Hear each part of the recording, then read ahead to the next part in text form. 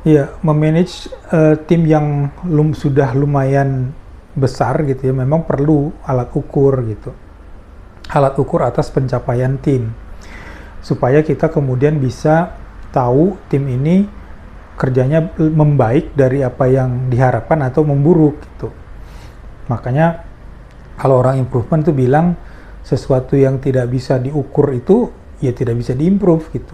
Nah, untuk bisa mengukur berarti kita harus bersepakat apa titik nolnya gitu. Titik nol yang kita ukur gitu ya. Jadi nanti pada saat aktual day by day-nya kita tahu karena ada nilai nol itu apakah tim itu menjadi plus atau tim itu justru menjadi minus gitu. Memang kadang-kadang menentukan titik nol itu ya ada kadang-kadang ada dramanya, kadang-kadang ada challenge-nya, kadang-kadang ada ya kalau kita pakai referensi teori kadang-kadang teori jelimet banget gitu ya. Padahal sebenarnya secara simpel tujuannya cuman bagaimana caranya operasional kita bisa mendeliver value yang kita bawakan ke customer dan on time sesuai yang customer minta. Simpelnya itu sebenarnya. Ya tentu ada urusan biaya ya. Dengan biaya yang seefisien mungkin gitu. Jadi poinnya itu gitu. Makanya ketika misalkan kita pengen membuat alat ukur atau measurement ukuran tentang apa yang kita katakan sebagai standar dari standar kerja tim, maka ya itu sangat tergantung pada kita, kepada operasional kita gitu.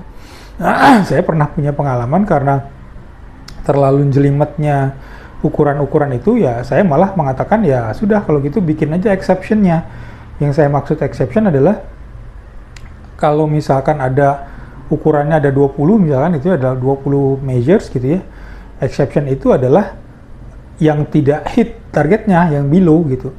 Jadi kalau misalkan dari 20 itu ada 17 yang hit, 3 yang tidak gitu ya, ya laporkan ke saya yang exception aja, yang 3 aja gitu. Dan kasih tahu saya apa alasannya gitu. Dengan begitu maka ya bukan berarti kita tidak memvalue yang 17 ya, yang on target ya. Tapi paling tidak dengan begitu kita jadi tahu apa PR-PR kita selanjutnya gitu.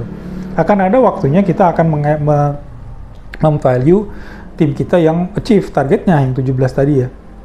Tapi kan PR kita, sebagaimana yang tadi saya bilang, secara operasional adalah 100% on target gitu. Jadi, ya tanpa harus melihat satu-satu measures-nya dan mengkritisi, atau kalau kadang-kadang kita juga pengen ada apa dan segala macam, kalau over dan segala macam. Tapi yang at that time, yang dilihat dari konsumen, customer gitu kan, bener-bener yang minus, yang di bawah gitu.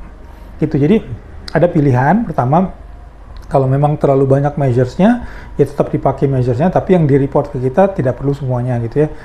Bukan berarti juga tidak dilaporkan atau tidak dikasih tahu kita kemudian disembunyikan, tidak ya. Kita sebagai leader juga perlu pintar-pintar juga kapan mengecek semuanya, kapan hanya membaca yang exception aja gitu.